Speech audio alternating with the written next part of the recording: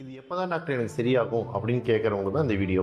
அடிக்கடி சளி பிடிக்கிறது, தும்மல் வந்துக்கிட்டே இருக்கிறது, சைனஸ் ப்ராப்ளம், மூக்கில் சதவரிச்சுன்னு சொல்லக்கூடிய நேசல் பாலிப்னால வாசனையே தெரியாமல் ரொம்ப ஸ்ட்ரகிள் பண்ணுறது, அடிக்கடி மூக்கு அடைச்சிக்கிறது, இது எல்லாத்துக்குமே எத்தனை நாளில் சரியாகும், என்ன மருந்து சாப்பிட்டா சரியாகுன்றது இந்த வீடியோவில் சொல்கிறேன்.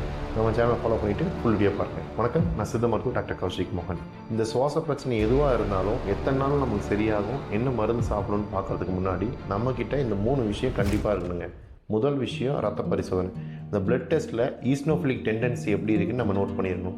அதில் குறிப்பாக இம்யூனோகுளோபின் ஈன்னு சொல்லக்கூடிய IgE டெஸ்ட்டை பார்த்துருக்கணும்.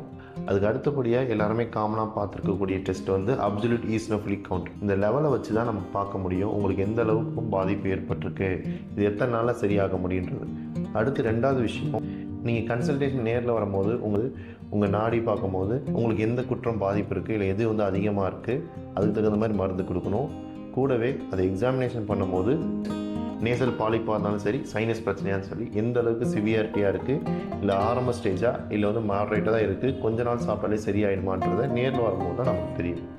3வது விஷயம், இந்த சுவாச பிரச்சனை எல்லாமே எதனால் உருவாயிருக்குன்னு ஒரு காரணம் இருக்கும். அந்த ட்ரிகரிங் ஃபேக்டர் நம்ம அவாய்ட் பண்ணிட்டோமா, அதை கண்டுபிடிச்சோமான்றது தான் இருக்குது. ஸோ இந்த 3 விஷயத்தை வச்சு தான் உங்களுக்கு எத்தனை நாளில் சரியாகும், எந்த மருந்து சாப்பிட்டா சீக்கிரம் சரியாகும், சர்ஜரி தேவையா இல்லையான்றது நோட் பண்ண முடியும்.